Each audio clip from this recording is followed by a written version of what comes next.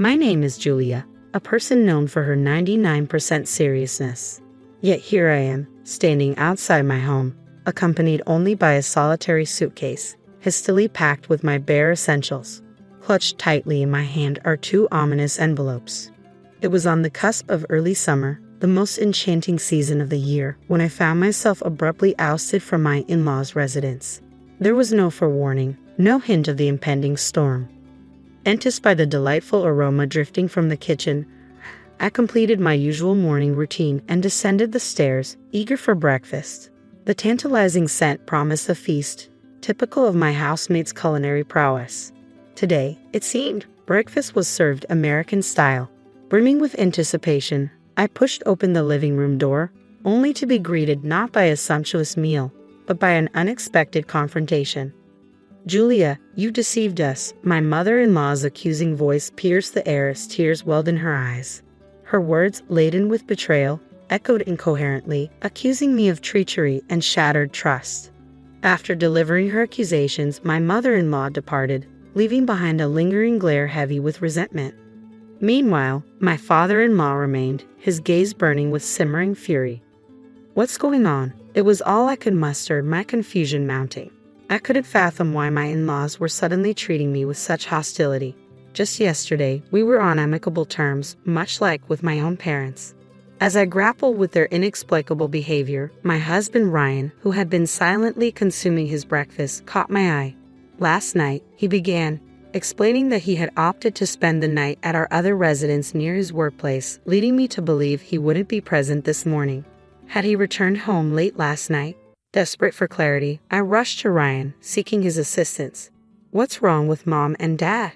My words caught in my throat just as I was about to utter, "They're behaving." But my attention shifted abruptly to Ryan, whose demeanor had taken a chilling turn. His gaze pierced through me, laden with accusation and contempt, a far cry from the warmth and kindness I was accustomed to. "Ryan, how could you?" The words spilled from his lips, dripping with venom. Gone was the gentle melody of his usual speech, replaced by a harshness I had never encountered before. This was the same Ryan who would surprise me with my favorite flowers whenever his work kept us apart. "I'm sorry. I truly wish we could still travel together," he continued, his words a stark departure from the sentiments he had expressed just a week prior. With a gesture to the secretary, who stood nearby, he signaled for action. "Take care of it," he instructed, the command delivered with an air of finality. "You've finally done it, Julia, haven't you?" His accusation hung heavy in the air, stabbing at my core. "Married me for the money, didn't you?" "What? You've taken my mother's money," I protested, disbelief lacing my words. "Wait, that's not true." The accusation hung heavy in the air, the enormity of the alleged sum sinking in. "And now you're trying to justify it." My father-in-law's voice was laced with scorn. "What? What on earth are you talking about, Dad? I swear, I didn't touch a penny of her money. Get out of this house." "Dad, what's happening?" I pleaded desperately for clarity, but received only a curt denial in response. It seemed I was being accused of embezzling a significant amount from my mother-in-law, a notion utterly unfounded in reality. I begged for understanding, for someone to believe me, but my pleas fell on deaf ears. A chill ran down my spine as the secretary reappeared, clutching a suitcase likely containing my belongings. "Please, Ryan, listen to me," I implored, but he shook his head with a disappointed expression, as though delivering lines in a tragic play. He was convinced of my guilt. "These are the divorce papers," he stated matter-of-factly, thrusting them towards me. "Once you've signed them, send them back to me." "What? Why?" I exclaimed, my voice trembling with disbelief. "I can't live with someone solely interested in a family inheritance. It's the family's decision." Ryan's words cut through the air like icicles, sending shivers down my spine. "Now, leave. It's not fair. I haven't done anything," I protested vehemently, but my pleas fell on deaf ears. Ryan's demeanor remained stoic as he commanded his secretary, "Ensure she never returns to this property." "What? What's happening?" "Stop." I struggled against the secretary's firm grip as he forcibly escorted me out, my suitcase in tow. Tears streamed down my face, mingling with the tumult of emotions swirling within me. Coming from humble beginnings, I knew the allure of wealth, but I was never one to resort to deceit. The grandeur of the mansion felt like a cruel contrast as I was unceremoniously ejected onto the street, barely half an hour after waking. Was this a nightmare? My mind raced, struggling to comprehend the surreal turn of events. Amidst the chaos, the imposing door slammed shut mercilessly. Just before it sealed me off completely, the secretary thrust another envelope into my hand, a final act of cruelty. "This is also from Mr. Ryan. Please take it," the secretary's voice broke through the tense silence. With a finality that matched the closing of the door, the lock clicked shut, sealing my fate.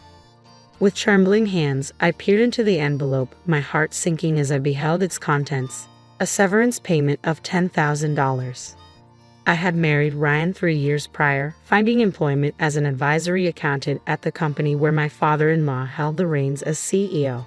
Despite just passing my CPA exam, I was relegated to a subordinate role, more of an assistant to my colleagues out of pity. Then, one fateful day, everything changed. The pieces of the puzzle began to align in a way that didn't make sense. Something was amiss.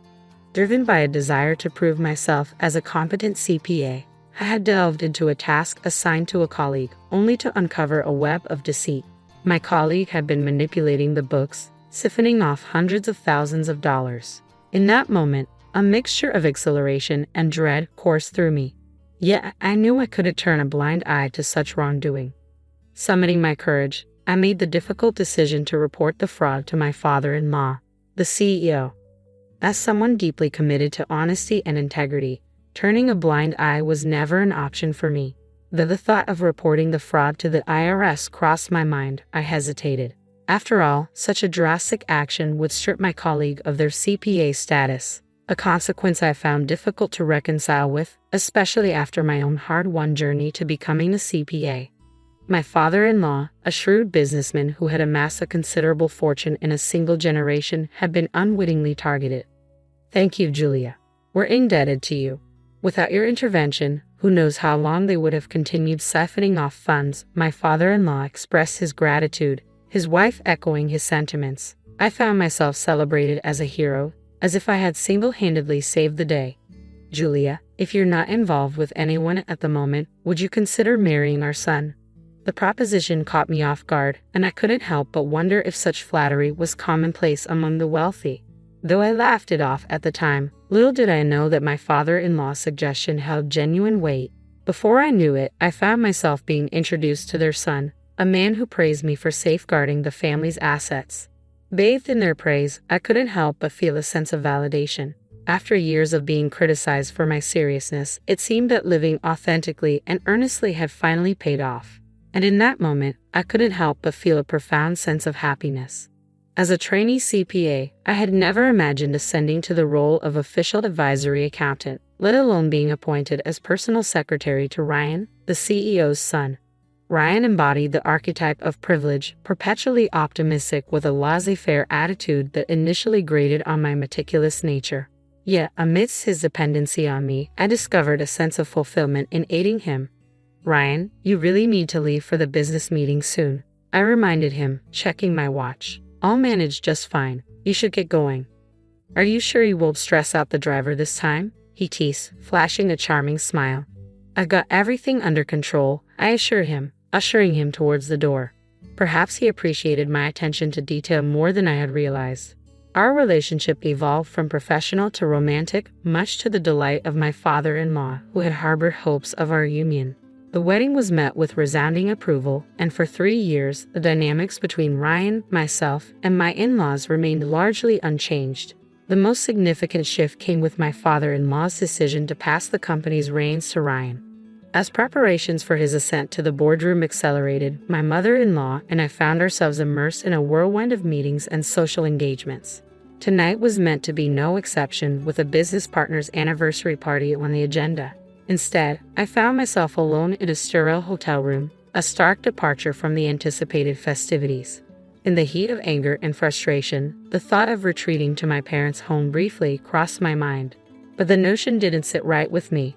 If Ryan wanted a divorce, so be it. But as someone who prides herself on honesty and sincerity, leaving under a cloud of suspicion was unthinkable. Seated on the bed, I revisited the contents of the envelope, divorce papers, and a severance payment. Despite the wave of emotions threatening to overwhelm me, I fought to maintain composure. I needed clarity. With a steadying breath, I closed my eyes and reaffirmed to myself, I haven't taken a penny of my mother-in-law's money. That's a fact. If not me, then who? The rush of excitement and fear surged once more. Gathering the bundle of $10,000, I resolved to make good use of it. After a quick touch-up of my makeup, I made my way to the private detective's office. A week later, my phone rang. We have the results of the investigation. I arrived at the office greeted by a stack of papers on the reception table. The report, thicker than anticipated, sent a shiver down my spine as I flipped through its contents, my hands trembling with anticipation. What? Ha! Each revelation in the report left me reeling, my head spinning as I absorbed the shocking truth.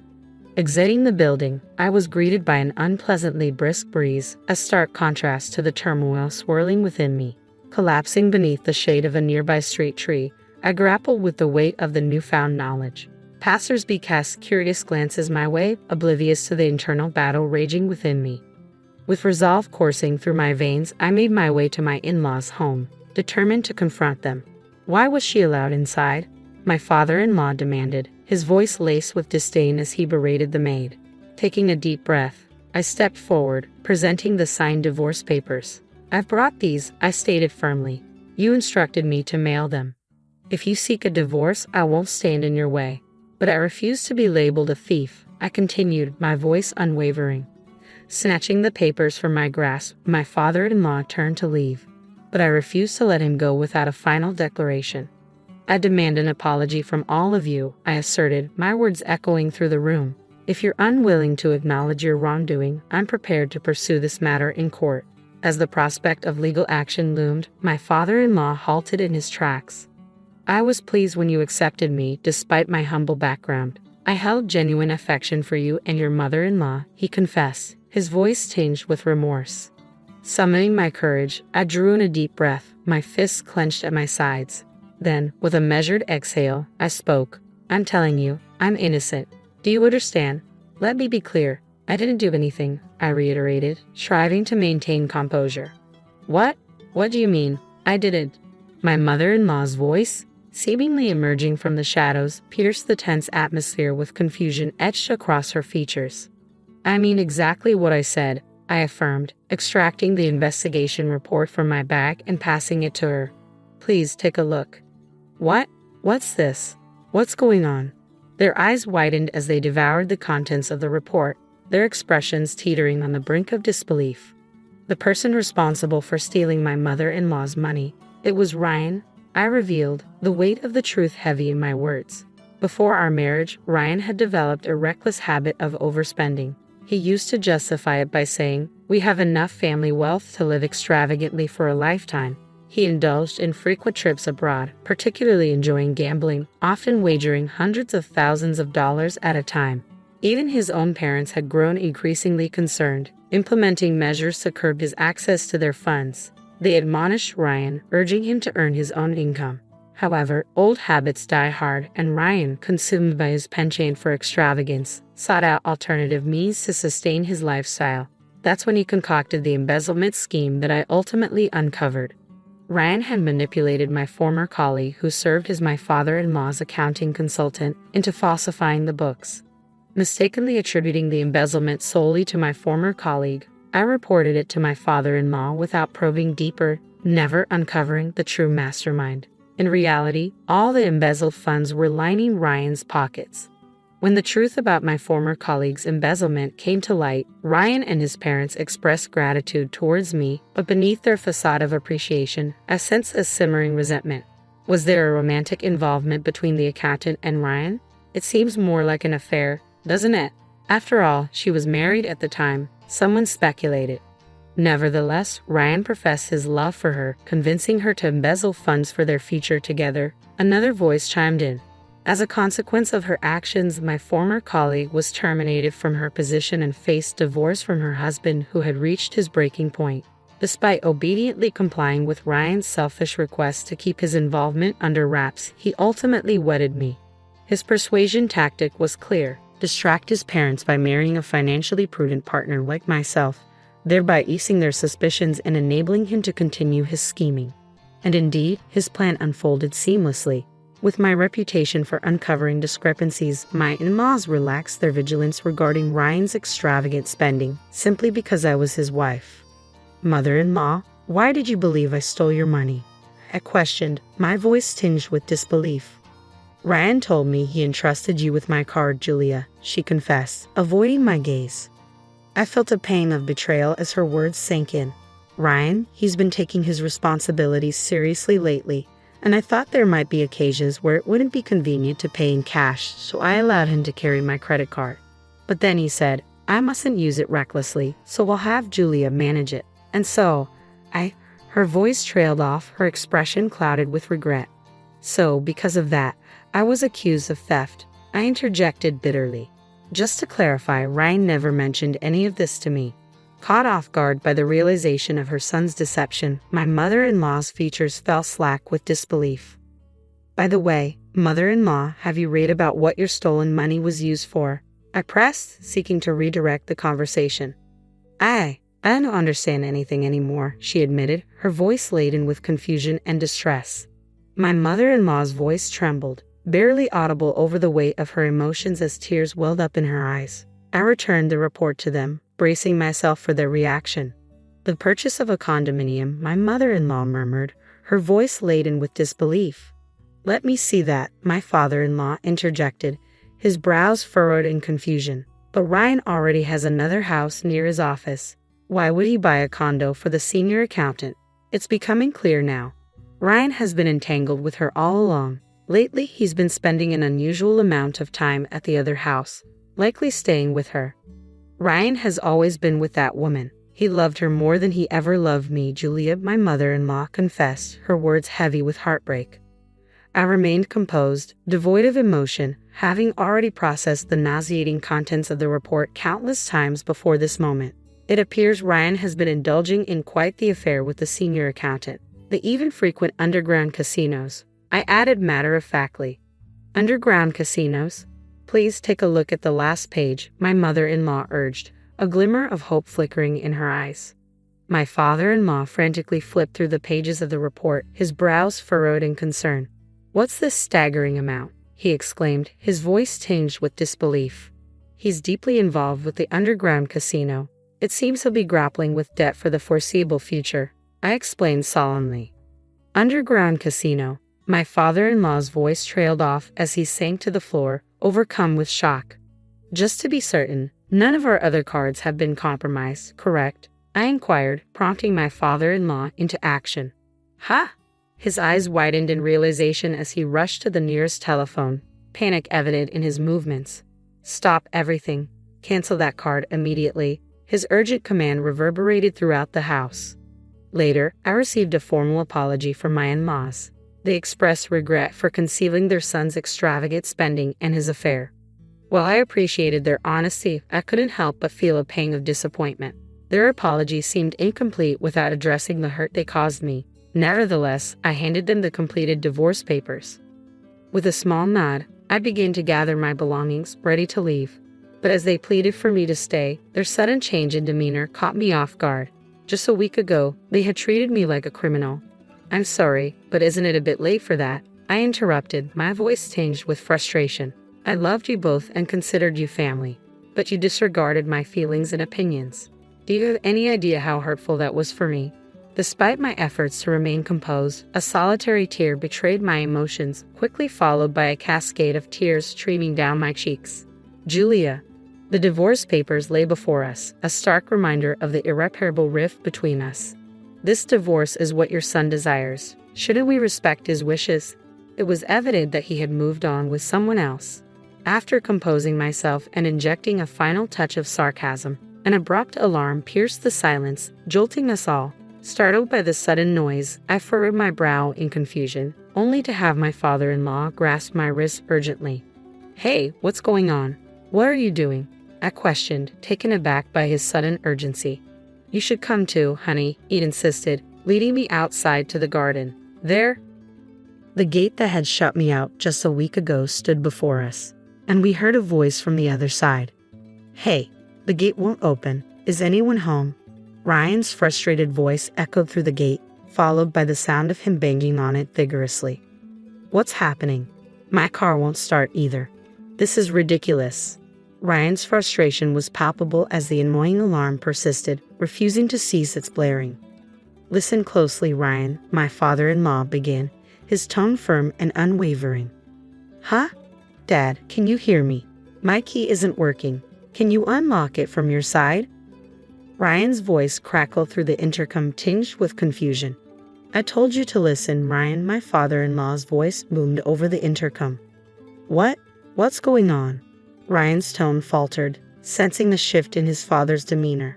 You have no right to open this gate, my father-in-law declared firmly. What? Why would you say that? Ryan's voice rose in disbelief. Isn't it obvious? I didn't think you could be so oblivious. We're aware of everything, all of it, my father-in-law continued, his voice unwavering. Is Mom there too? Ryan's voice trembled with uncertainty. Ryan, Julia meant the world to us, but you're a different story. We want nothing to do with you ever again, my father-in-law declared resolutely. What? What's happening? Mom, are you there? Please say something, Ryan pleaded desperately. We know that you framed Julia.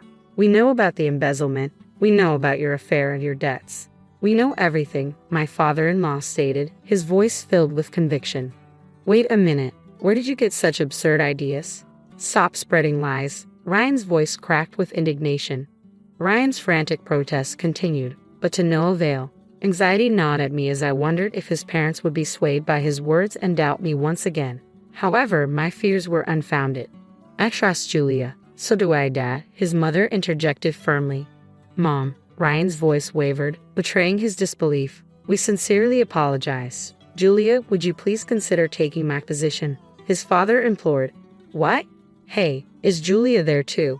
Ryan's voice erupted in anger, reverberating through the air. He seemed to be causing quite a commotion. However, his resistance was short-lived as security personnel arrived to calm him down. In the end, I agreed to my father-in-law's proposal, but with one condition: I will always be honest. Can you trust me unconditionally? They both nodded solemnly. A year later. Do you really think I'm cut out for this executive role? I hesitated, lingering in front of the executive office door. My father-in-law gave me a reassuring pat on the shoulder. Despite my divorce from Ryan, I still addressed the CEO as Dad, as we had mutually agreed upon. Julia, what our company truly needs is someone with your integrity and sincerity. It's a perfect fit for you, don't you think? He offered, his smile warm and encouraging. However, I couldn't resist a slightly mischievous question. Do you ever regret letting Ryan go? He should be the one stepping into this role, shouldn't he? Since the incident, my in-laws had distanced themselves from Ryan. Initially, he would often come pleading for financial assistance, but once he realized they wouldn't comply, he stopped. The son who had vanished under the weight of enormous debt. I wondered if he was still with that senior. Ryan let out a small, lonely sigh, but Ryan isn't the one meant for this position. The responsibility was too much for him. We're the ones to blame for indulging him too much, my father-in-law admitted. Dad, I murmured sympathetically. Hey, don't look so disheartened. Stand tall and proud, he encouraged. Yes, I replied with newfound determination, reaching for the handle of the executive office door. As it swung open effortlessly, I stepped inside, ready to embrace my new role. Is the funeral finished? Hurry home now. Today is Eliza's birthday party, so get ready, my dear daughter. Shelley, who was only 5 years old, has passed away. This is what my mother-in-law, Lori, told me on the day we said our final goodbyes to Shelley. Lori didn't go to her own granddaughter's funeral. Instead, she asked him to come back for her sister-in-law Eliza's birthday celebration. I was puzzled and upset by her request. My sadness turned into anger, and I decided to make a phone call. To someone. My name is Rel, and I'm a 33-year-old homemaker. I have a 5-year-old daughter, my husband Milo, who is 2 years older than me, and I met through a mutual friend. We got married 6 years ago, and soon after, we were blessed with our daughter Shelley. She's only 5 years old now, at her most adorable age. It's heartbreaking that her fate was so harsh. 2 years ago, Shelley started to become weak. When she was 3, she began to have fevers and chills frequently. Her neck also started swelling. We thought it might be mumps, so we took her to the hospital. There, the doctor said, "You need to get tests done at a bigger hospital right away." That's what the doctor told me. After lots of tests at the big hospital and waiting nervously, the doctors finally told us what was wrong. Shelley had malignant lymphoma, a type of cancer kids can get. When I heard this, it felt like my world went dark. I begged the doctor, "This has to be a mistake, right? Please tell me it's not true." Even though the doctor and nurses were there, I couldn't help but cry. Shelley needed to be hospitalized right away, so we rushed home to gather things we needed, but I couldn't stop crying. My husband, Milo, was also crying, but he tried to be strong for us. "We have to be brave. Shelley will get better," he said firmly, trying to encourage me. The doctors explained the illness and the treatments Shelley would need, and I had to sign papers giving permission for things like blood transfusions and surgery. The treatments were tough. Shelley had to get medicine through an IV, have blood taken, get blood transfusions, and have chemotherapy. I quit my part-time job so I could be with Shelley at the hospital all the time. Sometimes Milo would take time off work to come and see us, and he'd tell me, "You need to take a break sometimes, Michelle, or you'll get sick too." When Milo was visiting, I'd take care of things at home or try to get some rest to keep my strength up. In the first few days at the hospital, Shelley cried a lot, but as she got used to being there, she cried less and less. The nurses would compliment her, saying things like, "Shelley was so brave today. She didn't cry at all when she got her shot." Even though Shelley's hair fell out and she felt weak because of the medicine she had to take, she never complained. She always had a smile on her face. One day when Milo and I went to visit her, Shelley showed us a drawing she did of us in her notebook. "Mom, look," she said proudly. "Shelley, it's really good," I told her, feeling proud too. Shelley was always chatty, even when she was lying in her hospital bed. Her talking made us feel stronger. When her white blood cell count was low, she had to stay in a special clean room. But after about a month, when her blood count got better, she was allowed to come home for a little while. "Mom, I want to go to preschool," she said excitedly. So we took her back to school for the first time in a long time. Seeing Shelley playing happily with her friends made us so happy. When we got home, my mom came to visit. "Shelley, you're doing so well," she said, holding Shelley close. Seeing Shelley being so lively and playful in my mom's arms made it hard to believe she was sick. "Mom, it smells like home," Shelley said as she sniffed the towels and blankets that had been drying at home for a few days. She seemed full of energy. But then she suddenly said, "Mom, my head hurts." She looked a bit lost and complained. "Let me check.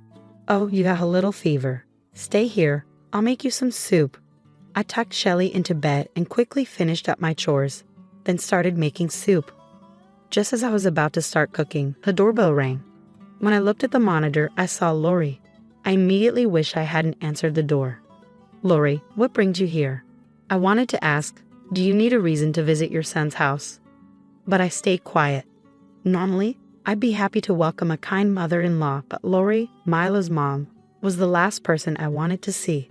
If I asked her, she'd probably say her hobby is harassing her daughter-in-law, I thought to myself. Since Milo and I got married, Lori had been constantly giving me a hard time, making fun of me for not having a higher education, or for being tall instead of cute. It was like she had a knack for saying hurtful things. When Milo's dad was alive, he would sometimes step in and tell her off, which made things a little easier to handle. But after he passed away from an illness during our second year of marriage, Lori's behavior got even worse. With no one to keep her in check, she'd do things like not ordering my favorite food or turning off the hot water while I was in the shower. Just little, mean things like that. Milo has an older sister, Eliza, who's a successful career woman. Her husband, my brother-in-law, is a prosecutor, and Lori is really proud of Eliza. She's always comparing me to Eliza and making snide comments. Eliza has a son named Jace, who's in second grade. When we visited for Christmas, it was obvious how differently Lori treated Jace compared to Shelley. Even though Shelley is her granddaughter, it seems like Lori doesn't find her adorable because she doesn't like me, her daughter-in-law. While I was busy making soup, Lori came barging in from next door. "Ah, Shelley has a fever," I thought. "If you don't have any business here, just leave." But then she said, "Such a weak child. I wonder where she gets it from. Certainly not our side of the family. Your dad had cancer, didn't he?" Yes, Lori, I've told you many times, this illness isn't passed down through families. Yes, my dad died from cancer when I was in high school. But malignant lymphoma isn't usually inherited, except in some cases related to certain viruses. How many times do I have to explain this? Is she forgetting things? In the end, Lori just took a quick look at Shelley, said something mean, and left. I wonder if she has dementia. In the end, I glanced at Shelley's face, made a few sarcastic remarks, and left. I wondered what her purpose was. Was she just bored? Shelley spent about a year going back and forth between staying in the hospital and coming home for a few days as her blood count got better. After about a year and a half in the hospital, she finished her treatment and we were finally able to bring her home. She was able to go back to preschool, and we even took a family trip to the aquarium. She was full of energy and seemed so lively. I never doubted that Shelley would get better. But a year after she left the hospital, when she turned 5, my worst fears came true. Her illness came back. The painful treatment started again. She had injections in her spine, radiation therapy, she got pneumonia, and had high fevers. I did everything I could to help her. I massaged her swollen face and legs, and I even had a bone marrow transplant for her, hoping it would make her better. But unfortunately, it didn't work, and her condition got worse. Then the doctor told us the harsh truth. There's nothing more we can do.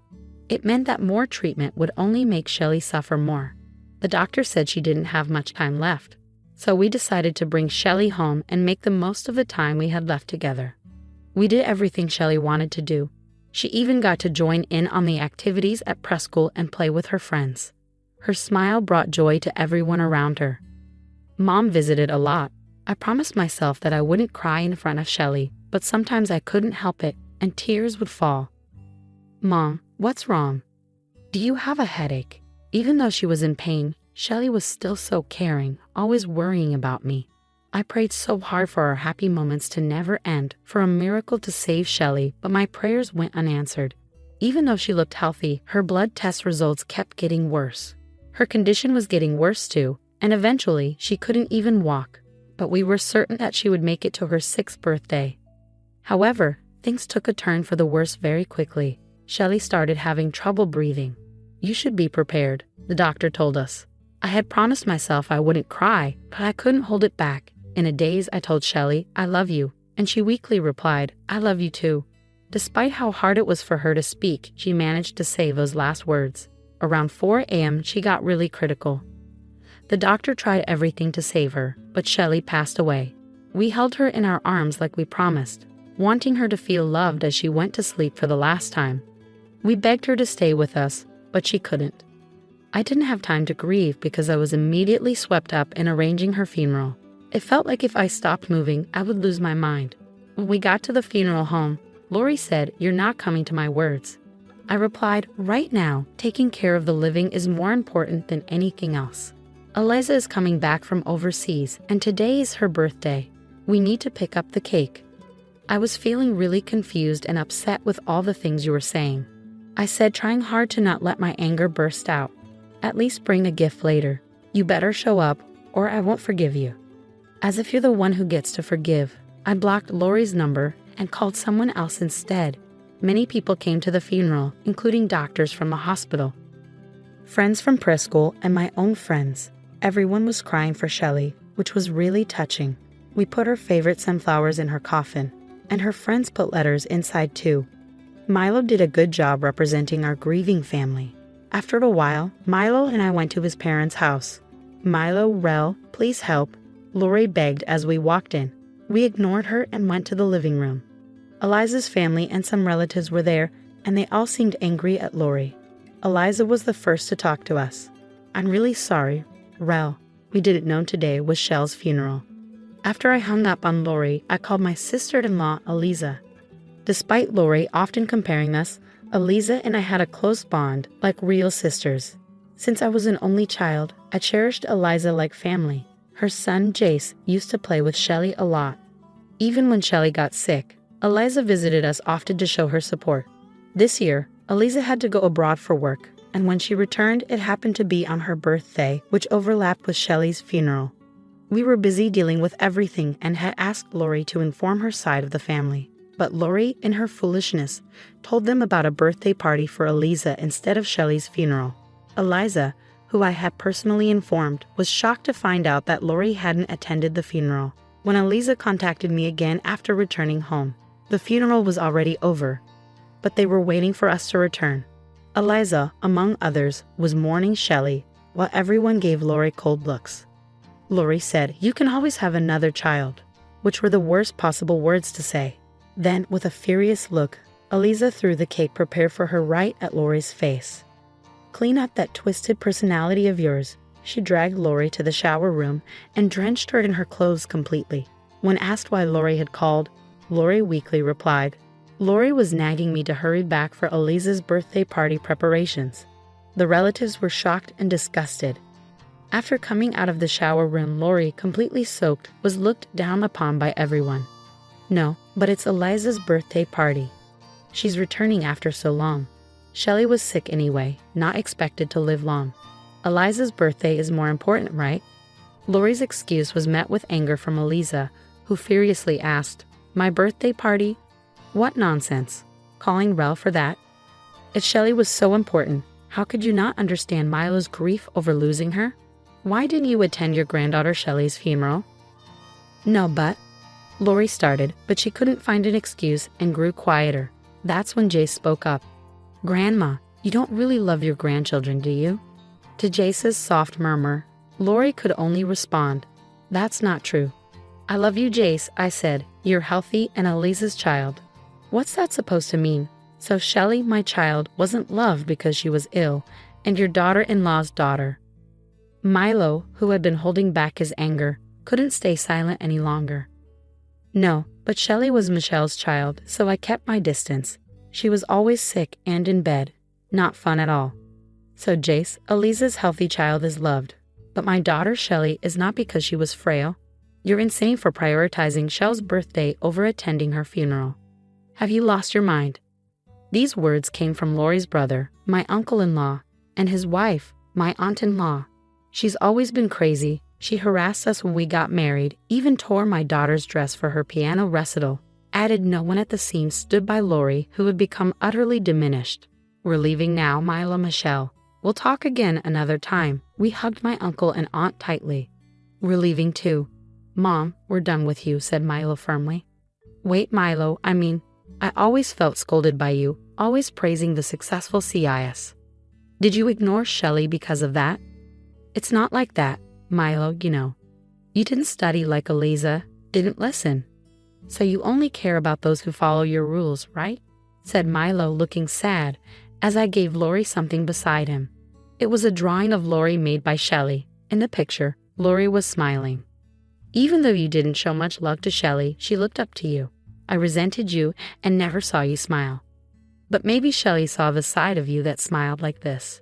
Shelley was a gentle and kind child. Even when she was sick, she worried about me. Maybe she saw kindness in you through her eyes. Lori cried for the first time, holding onto the drawing tightly. But it was too late now. "We're leaving too. I won't see Mom again," said Eliza. "Please don't go," Lori pleaded. But we all left without listening. Later, my uncle-in-law's family came to see us. They said sorry for Lori's actions. After praying for Shelley and talking lightly about Lori, they left. Lori seemed sorry as she held Shelley's drawing, but what she did couldn't be fixed. As my aunt-in-law said, Lori has always been difficult. It's unlikely she'll change now. After this incident, other relatives also decided to stop talking to Lori. Despite feeling sorry for her, her strange behavior over the years made it easier for everyone to stay away. She might end up alone, regretting her actions, but that's something she'll have to live with. After Shelley's funeral, the busy days went by and all the arrangements were done. It took some time, but I finally felt the full weight of losing Shelley. I was so overwhelmed with grief that I couldn't see clearly, which worried Milo a lot. My mom had to come stay with us for a while to help out. I felt like I was losing my mind. I just wanted to be with Shelley, drowning in despair. I couldn't stop wondering if I could have saved her by taking her to the hospital sooner or paying more attention to her health. But I couldn't give up on my own life. Shelley fought so hard until the end, even when she was barely conscious. She wanted to live so badly. Eventually, I started to find some hope. I joined a support group for parents who lost children to the same illness. It helped to talk and cry with others who understood my pain. Reconnecting with Eliza and spending time with her also brought some comfort. Milo and I decided to adopt a puppy. The playful puppy brings joy to everyone it meets, wagging its tail happily. It feels like a small piece of Shelley has come back to us. Are you up in heaven drawing, chatting, and smiling? One day, I'll be with you there. We'll see each other again, so please wait for me. But if by some miracle I get to see your smile again here on Earth, that would mean everything to me. As Shelley's mom, I promise to live a life that honors her memory.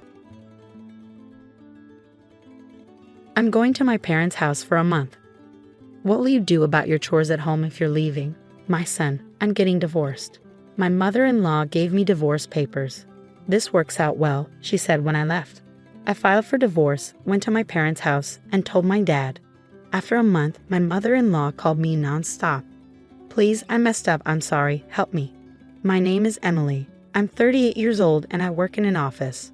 Right now, I live with my husband, Tucker, and my mother-in-law in their house. Even though I should feel happy about being married to Tucker, I really regret it. The reason is that my mother-in-law bullies me all the time and never changes her behavior. Tucker and I met at work. Our companies were partners, so we often worked together. Over time, we became closer and started going out for meals and dates. After about a year of dating, Tucker proposed, and we decided to get married. That was 3 years ago when I was 35. At the start of our marriage, we were really happy. It was just the two of us, and I hadn't realized what my husband was really like yet. We both had good jobs and made good money. On weekends, we treated ourselves to nice trips and delicious meals at fancy restaurants. I thought we'd keep making great memories together. But things changed 2 years into our marriage. It all started when my husband's dad got sick suddenly and passed away. My mom is really sad about losing Dad, my husband said, turning to me for advice. Do you think we should move in with her? I was a bit confused. Sure, I cared about my mother-in-law, but we had only been married for 2 years. I wanted to live as a couple a bit longer, at least, but it seemed like my husband didn't want to leave his mom alone. I'm her only son, so I feel like I need to take care of her as much as I can, you know? Truth is, I hadn't been very attentive to my own dad before he passed away. Tucker, seeing my husband so sad, I felt the urge to help and support him.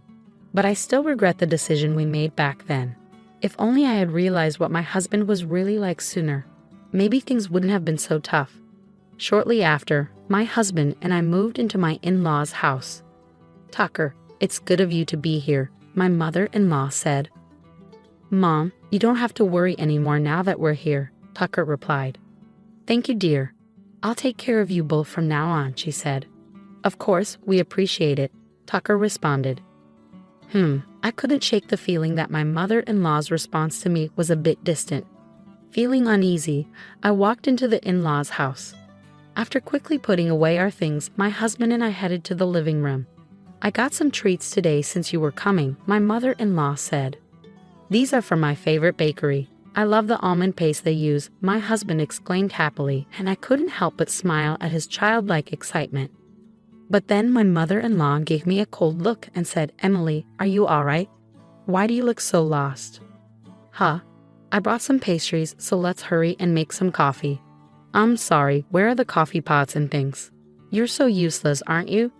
Oh, here they are. The shelf for the wife's stuff is here, she said, placing things in a messy way as she spoke.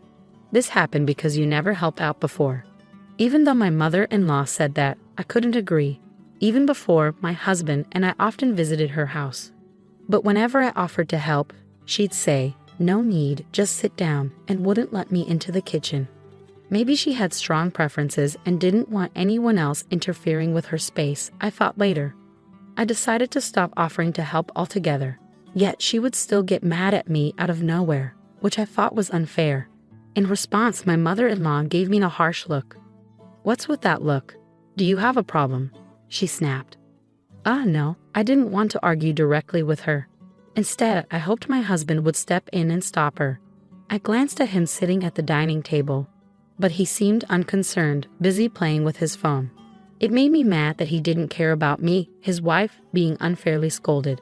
I never expected to face such unpleasantness right from the start. I started feeling anxious about living with my mother-in-law. And so, living with my mother-in-law began, and right away, problems started arising. It happened early in the morning. "Hey, Emily, why are you still sleeping?" I quickly checked the time on my phone. Well, it's only 5 in the morning, mother." "So what? You should be up making breakfast and Tucker's lunch, and don't forget you're supposed to clean the bathroom every day." My mother-in-law's words shocked me. Firstly, I didn't usually make lunch for my husband, and we often skipped breakfast because we weren't hungry. Plus, I never cleaned the bathroom before going to work because it was tiring. Sure, doing all those things required waking up early, but were they really necessary? As I hesitated, my mother-in-law got mad at me for not moving. "Why are you just standing there? Hurry up. What kind of upbringing did you have to become so useless?" she scolded. Her words angered me, so I decided to do exactly as she said. Every day, I woke up at 5 a.m. and cooked lunch and breakfast for my husband and me. It wasn't just simple meals. I made fancy dishes, and I always cleaned the bathroom thoroughly. Surprisingly, I started feeling better about cleaning the bathroom. It felt good to have a clean bathroom every day. My husband appreciated my hard work and thanked me for the meals and cleaning. But my mother-in-law didn't seem happy. She kept demanding more from me. "Today, I feel like having Japanese food." "No, wait, Italian." "Oh, but it has to be authentic. Make pizza from scratch, cook pasta, and get that red wine from the fancy shop." My mother-in-law would make these demanding requests as if it were a special occasion. And the frustrating part is that my husband always listens to her. "Make sure you do it exactly how my mom wants," he'd say, leaving everything to me. He didn't help at all. And once I took charge, he wouldn't lift a finger. Most of our precious days off were spent preparing the dinners my mother-in-law desired. On top of that, she would complain to me about various things. "You're a wife. Why are you still working? You should be at home supporting your husband. Plus, you're getting older, and the time to have children is running out. Do you realize you're almost worthless?" she'd say. Every day, my mother-in-law bombarded me with hurtful words, causing me to question her character. What kind of upbringing would produce someone like her? And my husband never stood up for me. One day, already stressed from work and dealing with my mother-in-law, my husband said something to me. "My mom says you're neglecting the housework. Is that true? You never listen to me and always act defiantly. I used to appreciate you making lunch every day, but now I hear it's all frozen food. Do you really believe what your mom says?" Of course I believe her. Why wouldn't I? Are you suggesting my mom is lying? You're acting terribly as a wife. Can't you fulfill your role properly? My husband snapped. I was furious at his words. What are you talking about? Just look for yourself. I make homemade lunches, clean, do laundry, and cook dinner every day, I protested. I'm telling you to stop lying. What mom says is true, Tucker. You're acting crazy, you mama's boy. What are you even saying? You never believe me or help me with anything. What exactly do you want me to do? You're such a nuisance, I retorted. It's just as mom says. Tucker's face turned red as he angrily responded. After that big fight, their relationship worsened. Whenever my mother-in-law harassed me, Tucker would join in and insult me too. Hey, is dinner ready? I just got home. Hurry up, my husband demanded. You're so slow and useless, my mother-in-law chimed in. Well, you're both failures, so it's no surprise, I muttered under my breath. Never mind, let's just go out to eat together, my husband suggested. That sounds good. Let's go, my mother-in-law agreed. They left me behind and went out to eat together, completely excluding me from the family. Every day, I endured insults and belittlement from both of them. Did I really need to put up with this marriage? That's when an unexpected opportunity came my way, and I thought, with this, I don't need to stay with my husband and mother-in-law anymore. Amidst all the turmoil, my husband and mother-in-law kept harassing me as usual. You're absolutely worthless as a daughter-in-law. I can't fathom how my son ended up marrying you. She scolded me while my husband chuckled along. It's time for a change, I interrupted, standing firm in front of them. I'm going back to my parents' house for a month. They both stared at me with widened eyes, a mix of surprise and anger evident on their faces. What? What about the house? What if there's a fire? My husband panicked. Yeah, you're being incredibly irresponsible. If you're leaving, then divorce my son. My mother-in-law yelled, grabbing something from a drawer. It was the divorce papers. She threw them at me. "Go ahead, sign it," she challenged. "Oh, Mom, you're prepared for this," my husband remarked, surprised. "That's right. You have no choice but to obey us. If you don't like it, then get a divorce."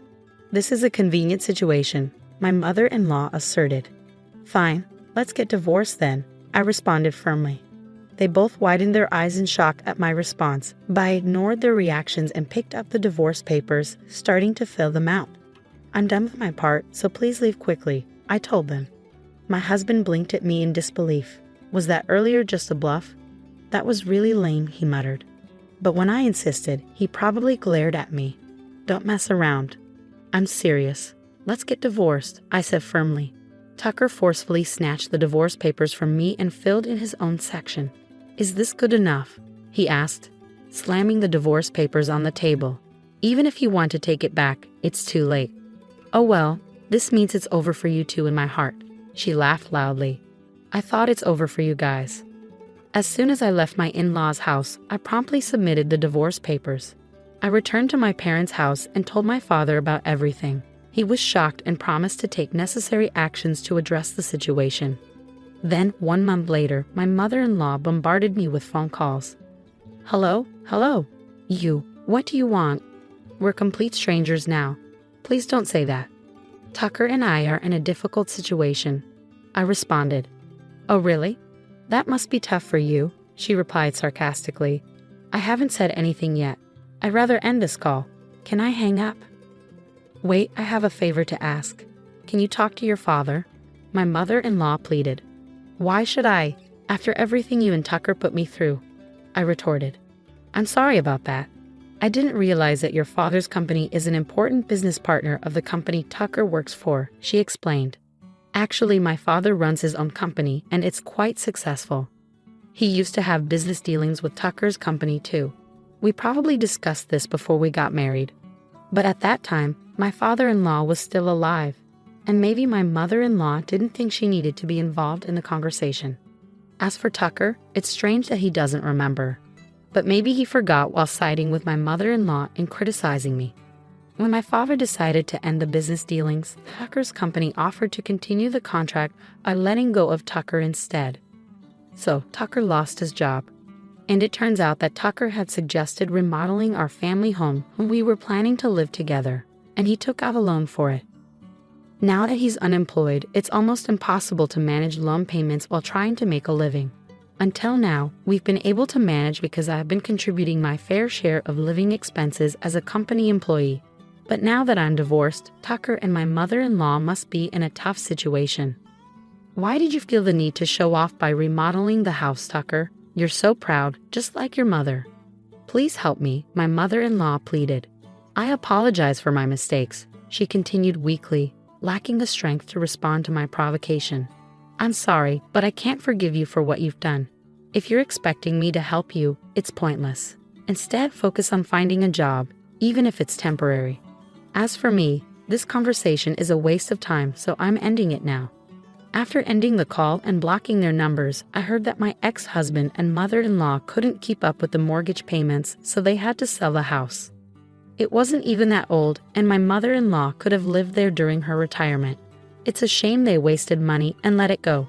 Currently, they're living in an apartment on an island somewhere. My ex-husband works part-time while they rely on my mother-in-law's pension to get by. Meanwhile, I was getting ready to move overseas. Instead of renting a new place, I decided to stay with my parents until I leave. I'll cherish the time with them until then. I'm excited and hopeful about life and work in the new country. Despite the difficulties with my ex-husband and mother-in-law, I'm optimistic about the future. I wonder why they treated me so poorly, but I'm glad to have cut ties with them. Maybe I'll find a wonderful partner overseas and have an international marriage. I genuinely wish them happiness in their future. Thanks for following my story, and if you enjoyed it, please subscribe to the channel. I look forward to sharing more with you in the future. It's like a dream come true. We got a huge $300 million inheritance in our very own company. When the workers saw my sister-in-law, Mary, celebrating our dad's inheritance, they started whispering to each other. They were super happy, and Mary proudly said, Shay, keep it down. This is the moment when my husband gets to take over the company and get $3 million. After hearing that, one of the workers burst out laughing. My older brother, sitting next to his confused wife, was reading a will from the lawyer. His face went pale as he read it. "Look at this," my brother said, showing her the will. She screamed. "I'm Lucy, 29 years old, and I work for my dad's business. When he was young, my dad had the smart idea to start a business from scratch. Over time, it grew into a decent-sized company with lots of workers. But right after starting the business, he got into debt. Even as a little kid, I could see how tough it was for my dad. Even when the company got bigger, I still wanted to help my mom with her clerical work in the office. My parents told me I could go to college and choose any career I wanted, but I really wanted to work for my dad's company.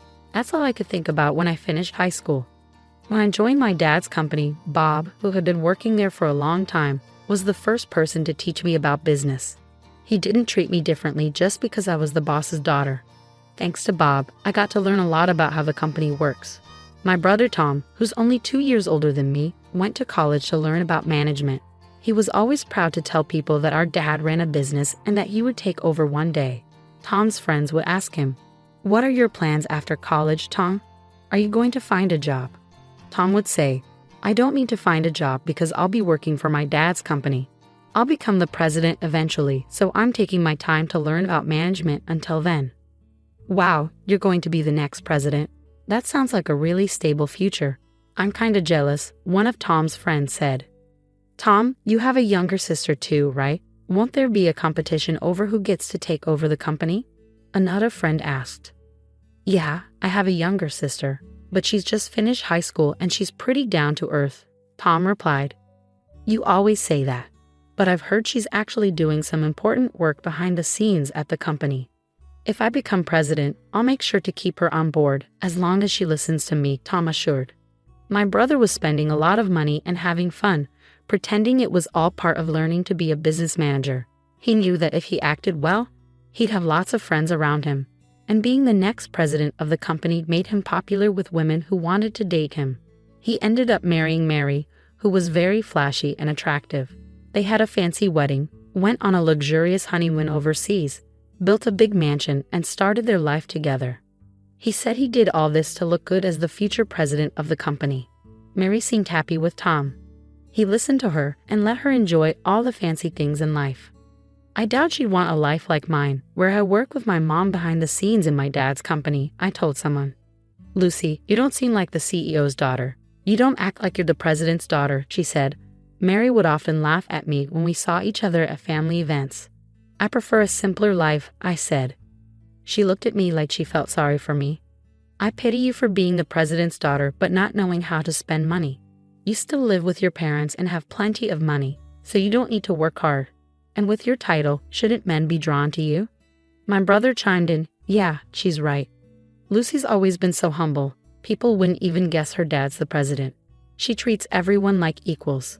It's surprising. I still have a lot to learn in my job.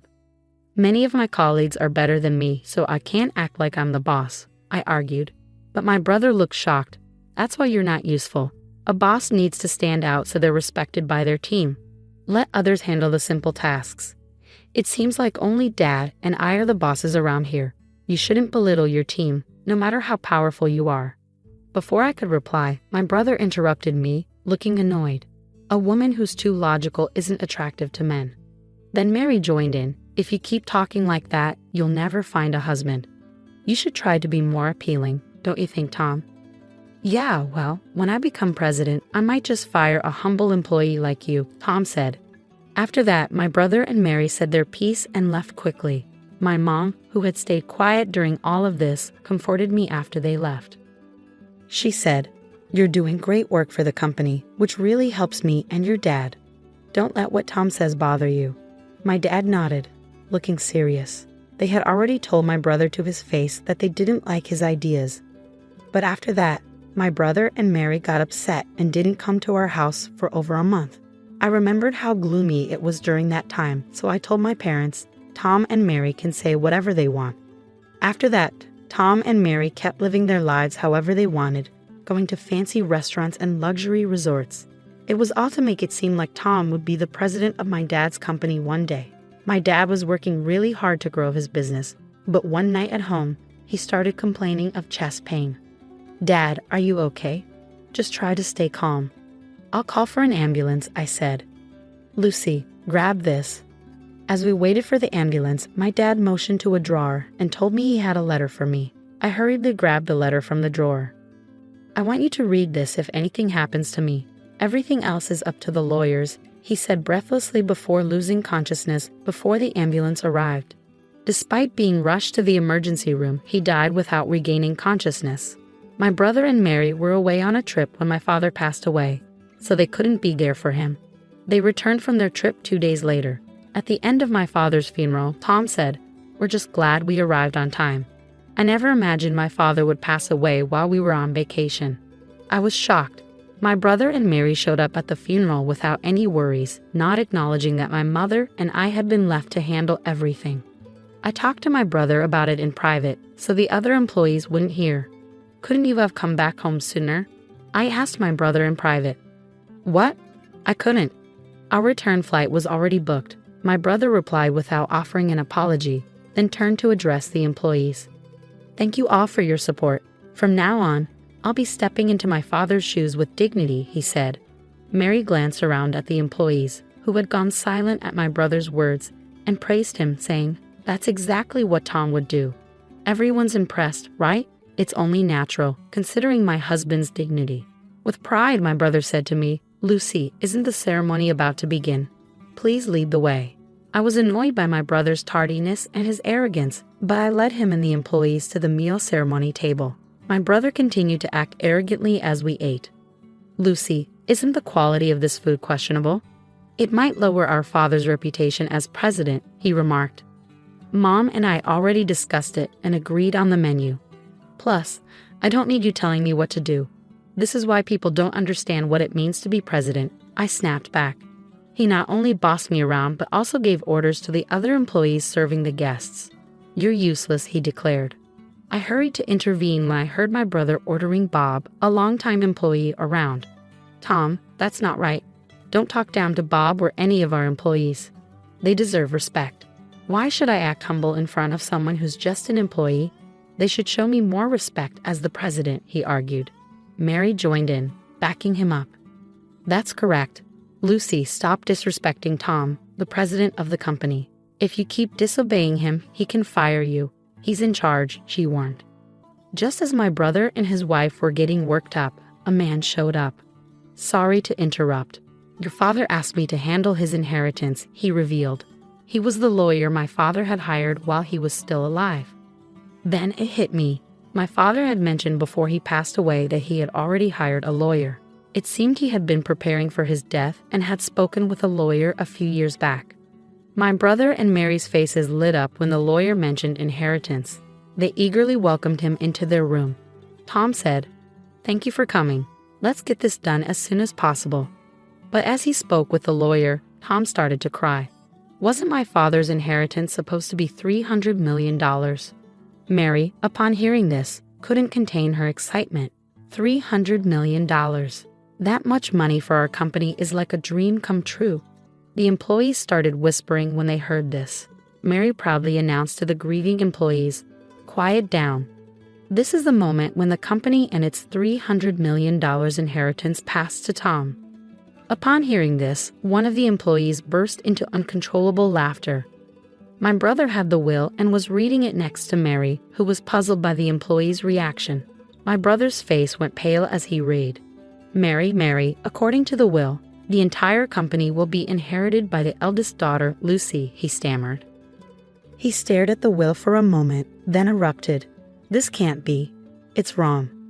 The lawyer, sounding troubled, confirmed, "This is a legally binding will."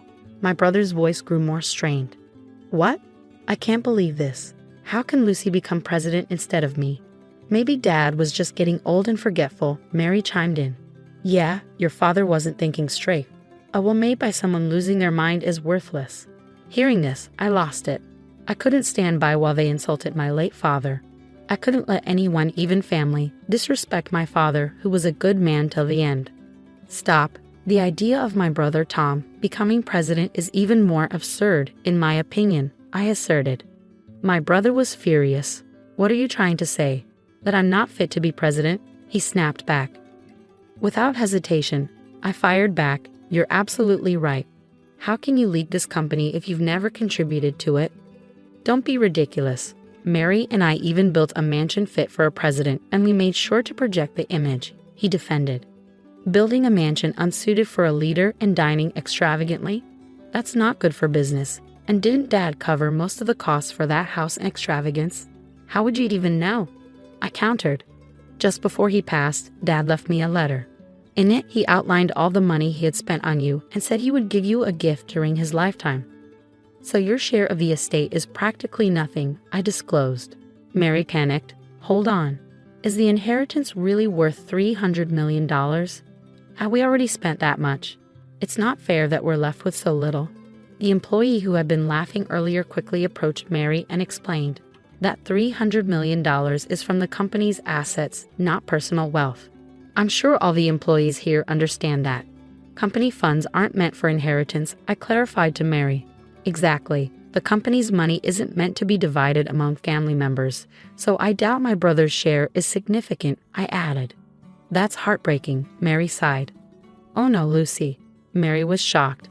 The inheritance? $300 million? My brother suddenly stood up as if he'd had a revelation and shouted at the employees, Do you really want a plain woman like Lucy as your company president? You must see that I'm more qualified. I have the same charm as my father. None of his colleagues sided with him.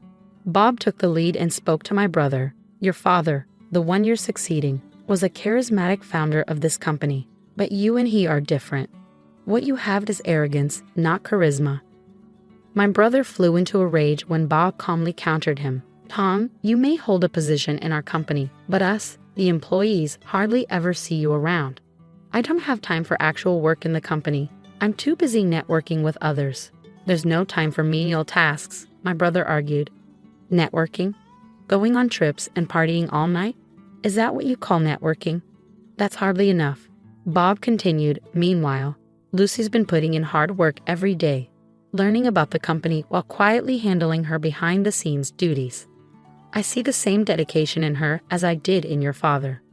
Lucy is the right person for the job as far as all of us here at the company are concerned, Bob concluded. The other employees nodded in agreement. I was touched and responded, Thank you all so much.